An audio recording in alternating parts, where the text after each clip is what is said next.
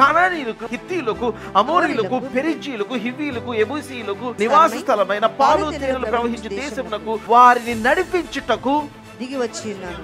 Kingdom మారిపోయింది. King దిగి వచ్చాడు. I don't know about you, I'm standing on the holy ground. నేను పరిశుద్ధమైన భూమిలో నిలబడి ఉన్నాను. నా మూలుగుని విని ఆయన దిగి వచ్చి ఉన్నాడు. యెహోవా సేనలు ఈ విజయవాడ నలుమూలలు తిరుగుతూ ఉన్నాయి. Wherever your prayer is projected, the kingdom of God is invading that place.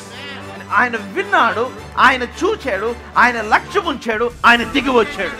May you feel the brush of mighty angels because of the presence of God that is filling you right now in the mighty name of Jesus. May your house experience the peace of God because of the presence of God Almighty. May your friends, may people see the glory of God on your face because of the mighty presence of God. దేవుని యొక్క ముఖ కాంతి మీ మీద ప్రకాశించడం బట్టి మీ మీద ఉన్న మహిమను మీ శత్రువులు మీ చుట్టూ వారు చూచుదురు కాక. ఎందుకు నీ ముఖం ప్రకాశిస్తా ఉంది? ఓ ఇబ్బందిలో కూడా ఎందుకని ఇలా ఉన్నావు? బికాస్ ఆయన ముఖ కాంతి ప్రకాశిస్తా ఉంది.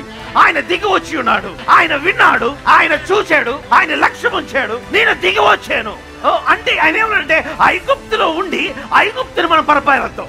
Prayer is changing kingdom. Prayer is changing the realm. You can change it to another kingdom.